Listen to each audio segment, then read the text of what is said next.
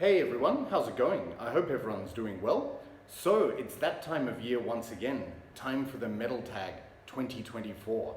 So if you're not familiar with that, that's a questionnaire originally created by Scott, the Rock Scout over in the UK, where every year he asks 20 metal related questions and people give their various responses. So I've participated in this for the last 4 years running, and it always looks like a lot of fun. I've seen loads of people's responses to this year's and I thought I have to participate once again.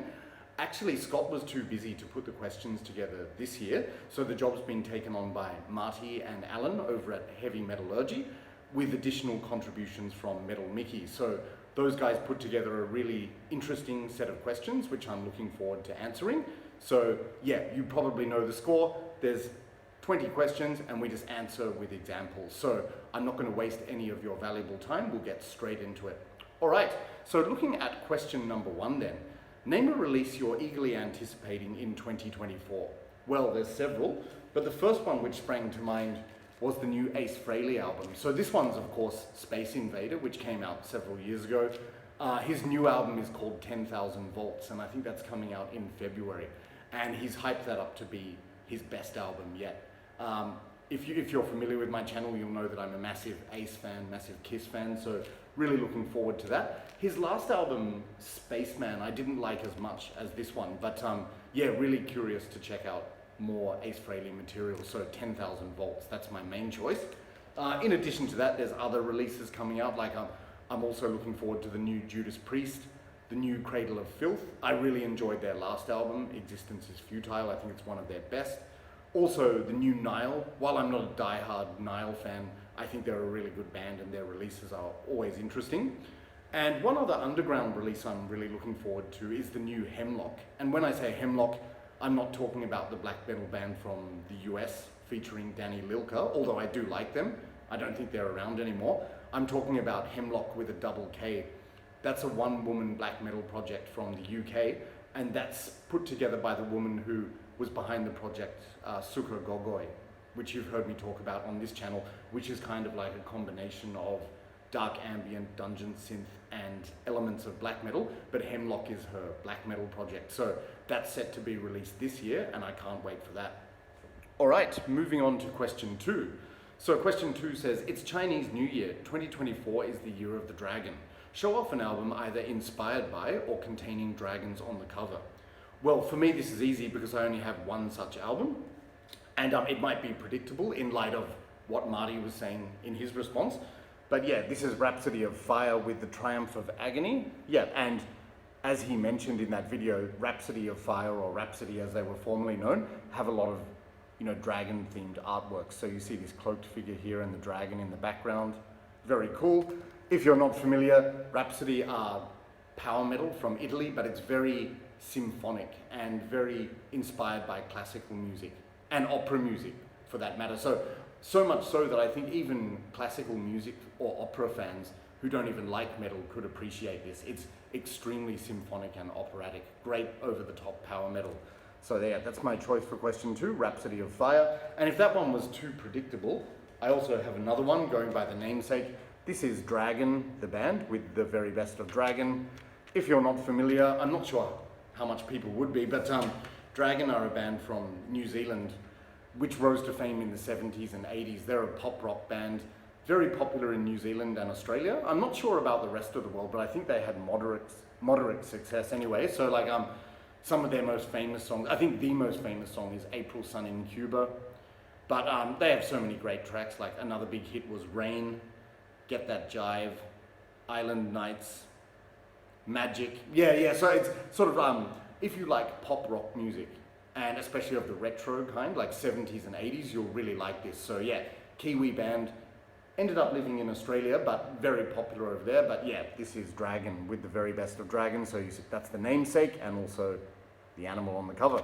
All right, so going into question number 3, what was your favorite album that you acquired in 2023? Not required. Okay, so as discussed, as Alan mentioned, it doesn't necessarily have to be an album that was released in 2023, just one which you obtained in that year. And for me, this was at the very end of the year, actually. it was Satyricon with Deep Calleth Upon Deep.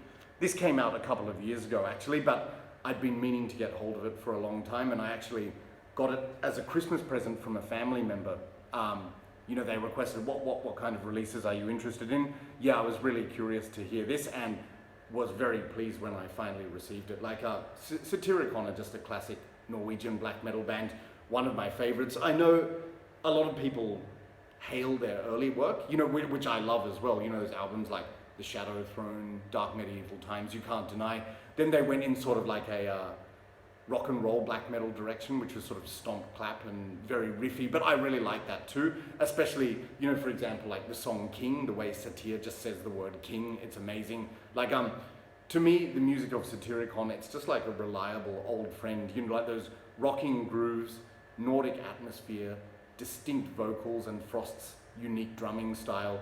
It's just classic, and yeah, this is classic Satyricon if you haven't heard it. It's sort of like a bit of a blend between the old and the new. I like all of Satyricon's work, maybe with the exception, oh no, actually, Rebel Extravaganza was a bit boring, but that still had some good songs. But yeah, I just really like this band, and when I heard this, it was just like a breath of fresh air to get some new Satyricon. So this was the release I was most excited to get in 2023, Satyricon Deep Calleth Upon Deep. All right, how are we going for time? Ooh, okay, question 4.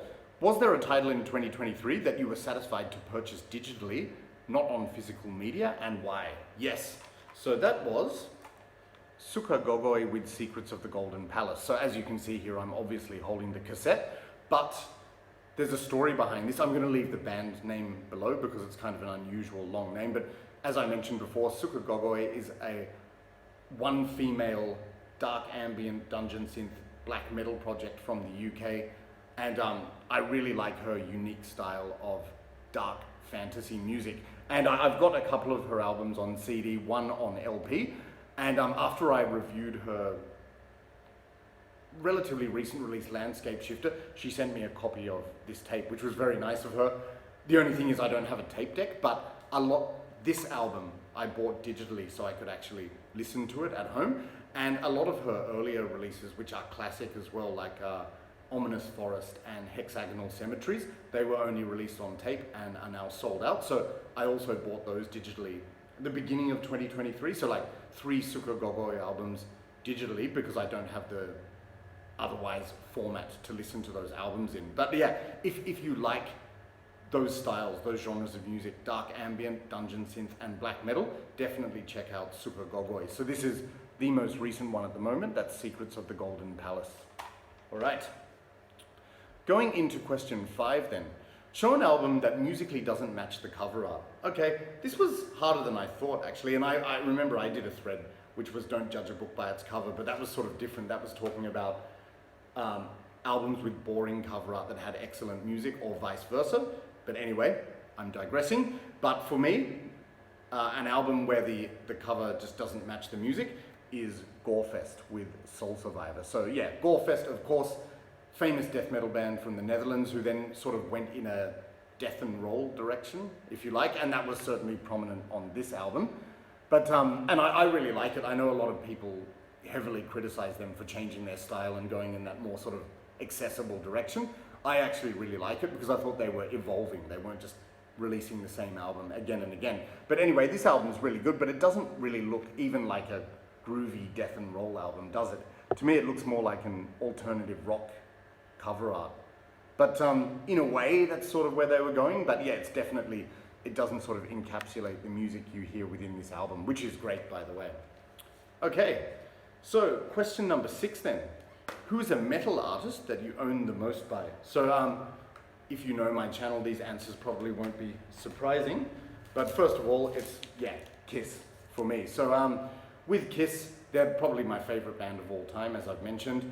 I actually own, if you include the live albums, like 4 which come in one digipack, count those as 4, I've got 24 Kiss albums on CD and 11 on vinyl, one of which is this, Creatures of the Night.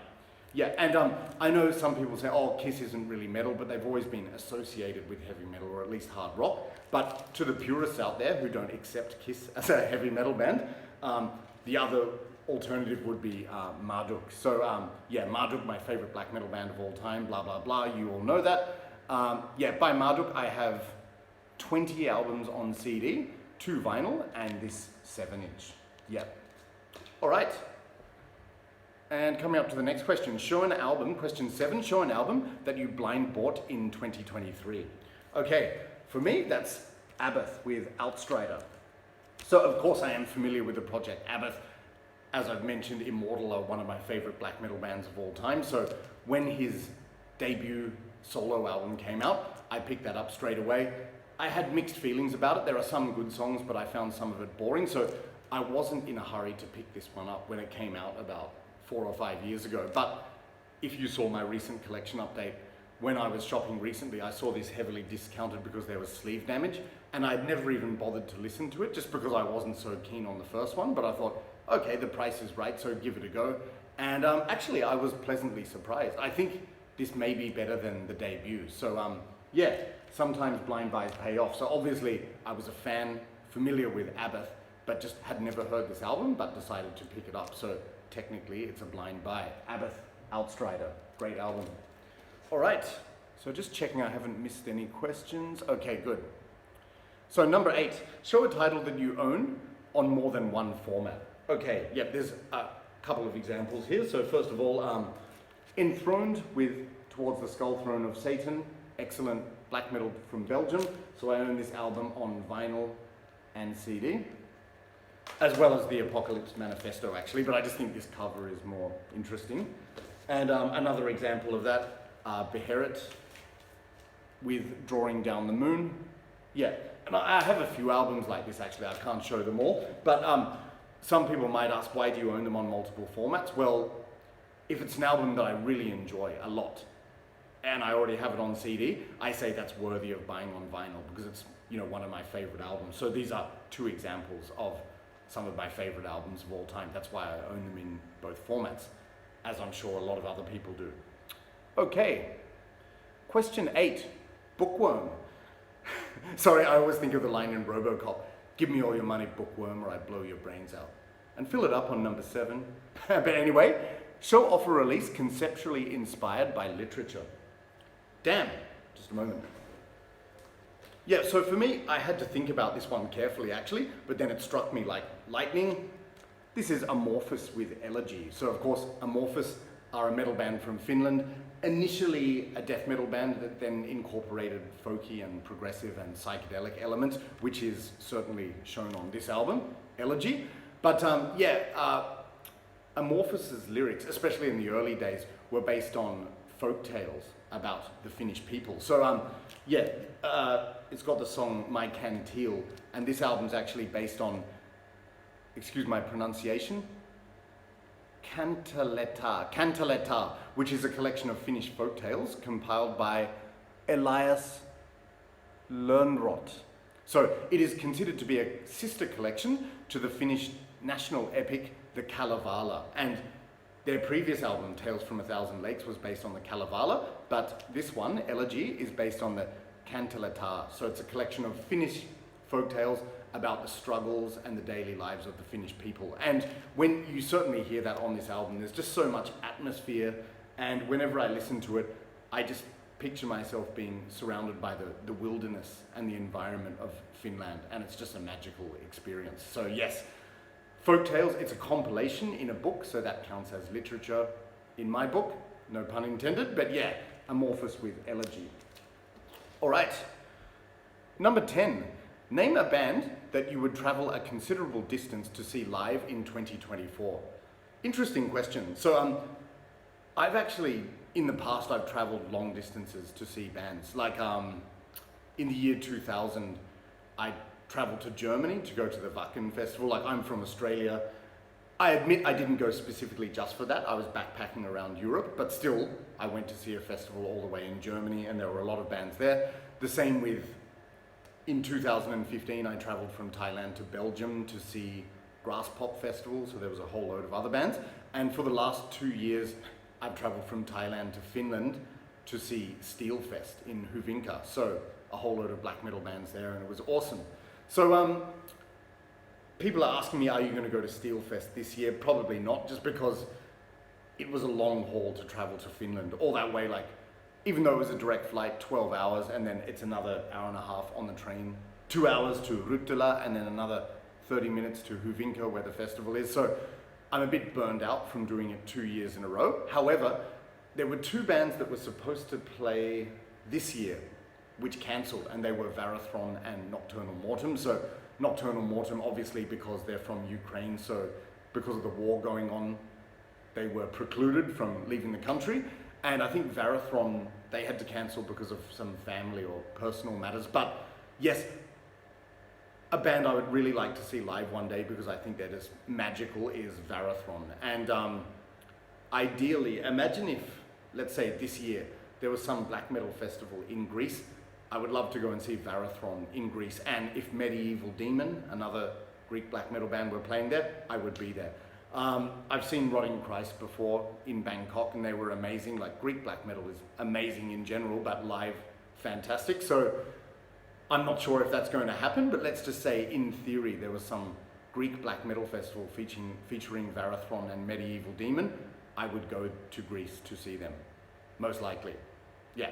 Okay, so question 11, Soured Grapes. Show a 2023 release that you enthusiastically purchased but eventually lost interest in. Okay, actually I couldn't think of any 2023 releases. As I've mentioned, I'm not the most up-to-date guy, but two albums from 2023 which I did not buy spring to mind. So they are the new Metallica and Obituary. Like, not bad albums by any means, but with the Metallica, I think a lot of people agree with me on this. Like, there are some good songs, but a lot of it was a bit boring. That's just my opinion. And with Obituary, of course, they're a fantastic band. I'm a huge Obituary fan, but I just felt with the new album, while it's good, it was just sort of recycling existing ideas. So, and in a way, you know, sometimes people like that, you know, sort of like AC/DC, you know what you're going to get, and that's good. But with the new Obituary, I just felt, how many Obituary albums do I need to own? I do own quite a few, but I'm sort of reaching that point now where I don't need to buy every single one if there's not much development. Now, I know a lot of people in this metal tag said that's a band that they think is still going strong, and I agree they are, but just the actual album, if I had bought it, I probably wouldn't be listening to it much now, but that's just me. But anyway, I can name a 2022 album where that definitely happened, and that was Dark Funeral with We Are the Apocalypse. So Dark Funeral are one of my favorite black metal bands, and as I've mentioned, the one before this, which is Where Shadows Forever Reign, that's my favorite Dark Funeral album of all time. I know a recent one, but it's excellent. This one, I remember when I bought it, before I did the collection update, I was listening to it repeatedly for a couple of months. But then after I made the video, I just didn't find myself going back to it that much. And it's not a bad album by any means, but I just think a lot of the songs don't stand out to me that much. They're not so memorable. Like, they have some really good songs, like the singles are great, like Nightfall, Let the Devil In.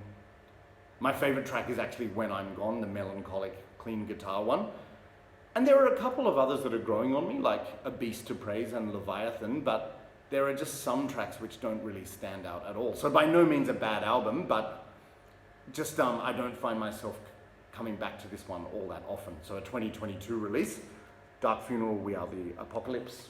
All right, moving to the next question.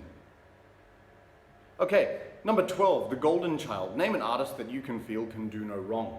Okay, for me that's easy. That's Satanic Warmaster, or Tyrant Werewolf, or Werewolf, the guy behind Satanic Warmaster. In last year's Metal Tag, I mentioned he was the artist who had inspired me the most. I just feel this guy is super talented. He's the riff master, you know, Satanic Warmaster, riff master. He just writes such emotive, bleak, melancholic riffs, and he can do no wrong. Like, every single album he's released is excellent, in my opinion. I haven't heard one bad album by him, and I'm always just drawn in by the atmosphere of his compositions. He's a great vocalist as well, and in addition to that, you know, he runs a very successful label, Werewolf Records, and releases a whole load of quality bands on that. Yeah, he just doesn't disappoint. He released a new album just recently, Armon Garda. after a 8 or 9 year hiatus from the previous one, Thimble Winter.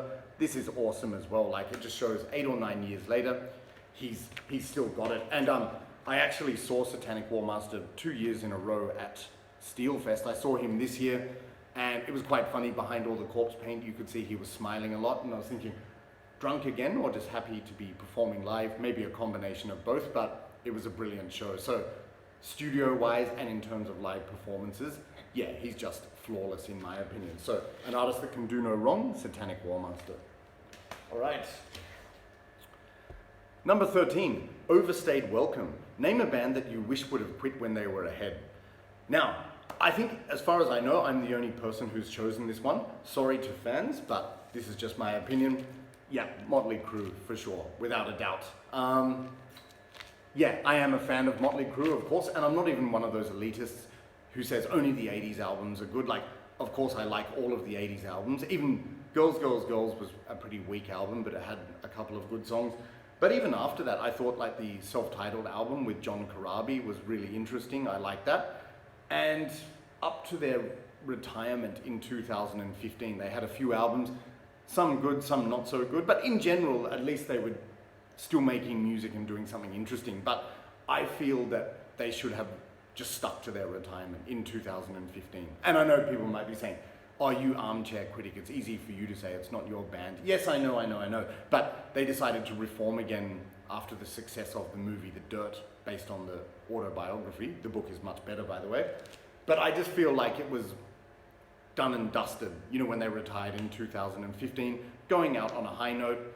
And in my opinion, let's face it, it hasn't been great since the recent reformation or reunion, you can say. Like, everyone knows about Vince's vocals sound atrocious on stage, you know, in a lot of shows anyway. Like, even at a concert in Japan, which is a very polite and non-confrontational culture, fans were demanding refunds for their tickets because he seemed like shit. No offense, but like, it's just, go and watch the video, see what you think. And I think that's because he's out of shape. But I just think, I'm not knocking him for that, but it's like, if it's your job, it's important to actually, you know, stay in shape and sing properly. And in addition to that, you know, they of course fired Mick Mars, who was the unsung hero of Motley Crue in my opinion. Like, the other three were always in the spotlight. But if you think about the music of Motley Crue, what two elements stand out the most? Vince's vocals, first of all, and secondly, the fat, powerful guitar tone and riffs of Mick Mars. But they booted him out because he couldn't tour anymore because of his medical condition. And then they got John Five in, and you know, no disrespect to him, but I just feel like the original essence was lost. And I've heard and seen that a lot of the new performances are very lackluster, if not terrible. So I just think, and then there's also that controversy about, you know, them using backing tracks. You know, Kiss was involved in that as well. Not as much, I don't think, because with Motley Crue, it's certainly not the vocals because they sound bad, but you know, there was footage of even pre-recorded drums and bass, like Nicky clapping along and the bass lines playing. Again, I'm not in a band, I know, but I just think, yes, it's your career, you're making money, but what it comes down to is this, that if you're in a rock and roll band and you can't sing or play your songs anymore, then it's time to retire. So yeah, that's just my opinion. Yeah, I think, you know, 2015 would have been a good time to stop. But anyway, what do you think? I apologize to fans of this band. I still like them, but I just think they should have stopped in 2015. All right. Okay. Up next, question 14. Show a band or release that you bought in 2023 as a direct result of watching someone's YouTube channel. Amazingly, I did not really, but if I'm getting technical, there was one, and that's Saxon with Innocence Is No Excuse. And it wasn't like one of those regular collection update channels. It was actually Razorfist's channel. You know, Razorfist, otherwise known as the Rageaholic. You know, he does those episodes, you know, Metal Mythos, you know, talking about the history of a band. He's very entertaining, in my opinion. But yeah, of course I already knew Saxon, but I own mainly the old albums like Wheels of Steel, Denim and Leather, Strong Arm of the Law, that kind of thing. But when I watched his whole episode about Saxon, I was intrigued by this one because the band and he described it as their sort of Def Leppard album. And again, I'm a really big fan of Def Leppard, the first 4 or 5 albums anyway. So I heard that according to his video, this sounded like a blend of Saxon and Def Leppard, and I thought, that sounds interesting. So based on that video, I bought this. I saw it at a discounted price, and in a nutshell, I just love it. It's exactly that. It's a combination of Saxon and Def Leppard, like Pyromania era, and do I have a problem with that? Absolutely not. It's great. Like, it is a bit sort of like mid-pace. It's not like high energy, but just really catchy, fun songs, and I think it really gets going on side 2 with songs like Gonna Shout, Everybody Up, Raise Some Hell. But yes, thanks to Razor Fist's channel, I bought this album, Saxon with Innocence Is No Excuse. Classic British heavy metal. All right.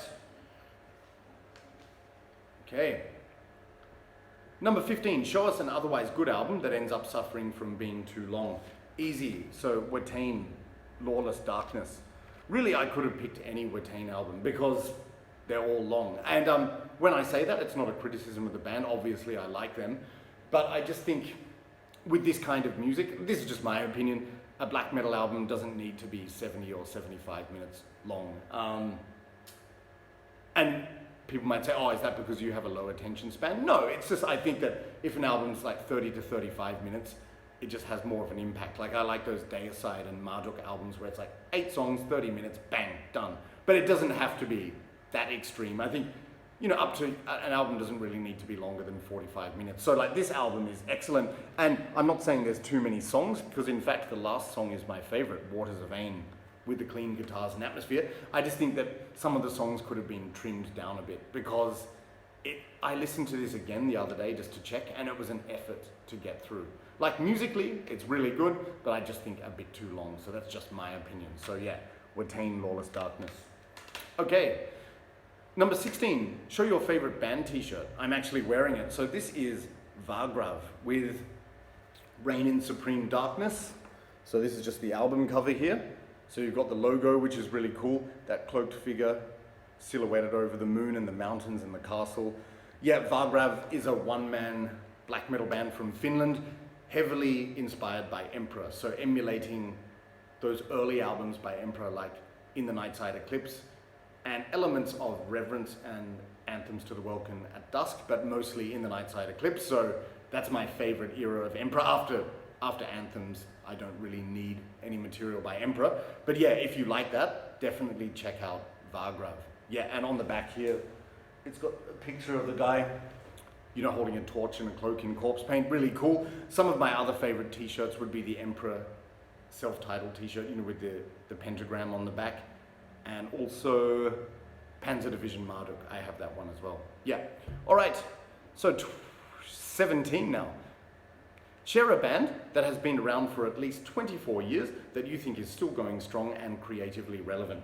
Okay, so I know some people will probably laugh and or scoff at this, but for me, Iron Maiden, definitely, without a doubt. And yeah, I know some people might be laughing at this, but I really enjoyed this album, Senjutsu. It took a long time to grow on me, but when it finally clicked and the penny dropped, I thought, wow, this is absolutely amazing. So why do I think this? Why do I think that they're still going strong and creatively relevant? For a few reasons. One, they're not stagnating. So their music is evolving. Like I know a lot of fans are whinging and complaining, saying, oh, we just want the 80s classic heavy metal. I think their new music retains elements of that, but in addition to that, it is going a bit in more of a proggy direction and an atmospheric direction. And I just admire the fact that they're trying something different while at the same time retaining their original sound. So they're not just stagnating, because I think there are way too many bands around. I could name at least 10 or 20 where they release the same album every time, and it's boring, you know. So at least this band is evolving, in my opinion.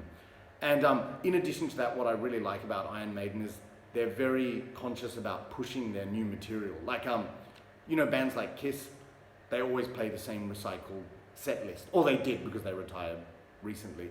But you know what I mean, like never any new songs, but Iron Maiden always make the conscious effort to incorporate new songs into their concerts, which I think is really important. Like, you know, Def Leppard, when they have a new album, they'll just play, they name the tour after the new album, they just play one song and the rest is all the old stuff. But Iron Maiden really makes an effort to push their new music. And I agree they should, because otherwise, if you don't, you just become a human jukebox, in the words of Henry Rollins, you know, just cranking out all the old hits. But yeah, you're still writing and releasing new music, you should push your new material, and Iron Maiden do. And lastly, I think they're also relevant because they span across all generations. So like, there are still fans out there who like them since 1980, but you know, from that documentary I watched, Flight 666, it's passed right down to the younger generations. There are kids going to Iron Maiden concerts, you know, whole families. Everyone still loves Iron Maiden, and they are still new and relevant and writing quality music, in my opinion. So yeah, Iron Maiden. All right, question 18. Share your favorite band mascot. Okay, for me, that's Vic Rattlehead from Megadeth. And I think I watched the Thralls of Metal response to this tag, and you know, my outlook is very similar to his. Like, when I was a kid and I used to, even before I liked metal music, I saw Megadeth t-shirts, and there was this weird character, like skull head with the hooks in his head, and he just looked really evil. And it was a common theme through those albums. And then of course I became a fan of the music, and I just think, yeah, it's the coolest mascot. Of course, most people would say Eddie, and Eddie is a cool one too, but I remember the one, when I was a kid, I was really captivated by Vic Rattlehead. And I've actually chosen this album. I could have chosen Peace Sells or Killing Is My Business, but this one, Dystopia, I reckon it's really cool just because, yeah, he's wearing the helmet, still got the skull and everything, but holding that decapitated head under the Sydney Harbour Bridge, or what it looks like. It's just a cool cover, so it just shows that Vic Rattlehead is timeless and still cool. And in addition to that, my other favourite mascot, who I couldn't leave out, is Murray from Dio. So that's the horned demonic figure, you know, which most famously graces the cover of Holy Diver.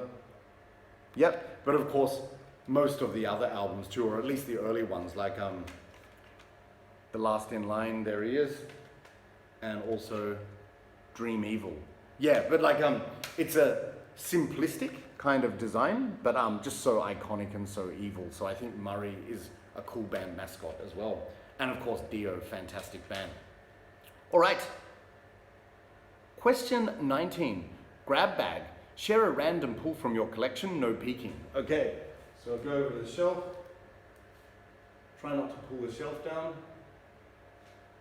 Here's the back of my Vrav t-shirt. Okay, and what have we got?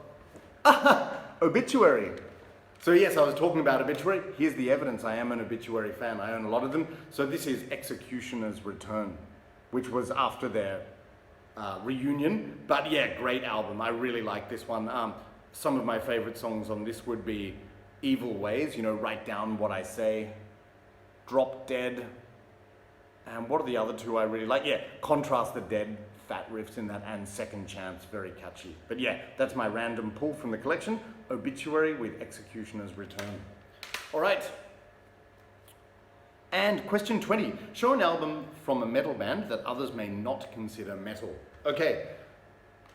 Yep, so I had to think about this one. I was going to choose Alice in Chains, but Alice in Chains are sort of a band, while they were inspired by metal, they're still very grungy, so it's like they have a foot in both camps of metal and grunge, and actually sound very grungy in a lot of parts. So the band, or at least album I went for, in the end, was Rollins' band with Weight. So of course, Henry Rollins, well-known figure, you know, famous for his stand-up, but also musically, of course, he was the lead vocalist and fronted the iconic American black metal band, punk band, the American punk band, it's because of the word Black Flag, yeah. So, yes, he was the vocalist of Black Flag, so he's associated with punk music, he's a big fan of punk.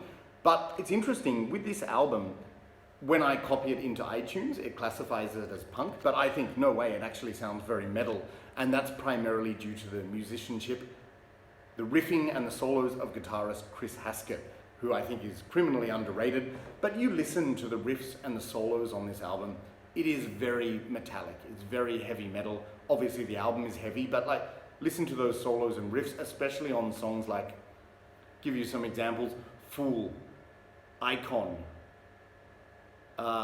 Wrong Man, the guitar solo. It's metal. I don't care what people say. Yeah, that's my opinion. But again, Rollins' band are one of those bands, they sort of defy classification. They have their own sound, but I think this is, so you could say, especially with, you know, Rollins' unique vocal and lyrical style and everything, but I think musically this has much more in common with heavy metal, again, due to the guitar riffs and solos, than punk, in my opinion. So Rollins' band, Weight. All right, guys, so that's it. Sorry if I've waffled on for too long. We're 35 minutes in. I might edit a few parts out in post, but yeah, that was just off the bat there. So if you made it through to the end, thanks a lot for watching. I hope you enjoyed the video. And if you haven't made a video yourself and you have a channel, go for it. Go and do it, because I've really enjoyed watching other people's and it inspired me to give my response. So thanks again to Marty, Alan, and Metal Mickey for coming up with this year's questionnaire. And thanks a lot to Scott for creating the idea to begin with. And yeah, that's all I have to say. So I'll be back again soon with another video, I think a collection update, but enough about me. Go and watch some more Metal Tag videos and I'll talk to you soon. Cheers.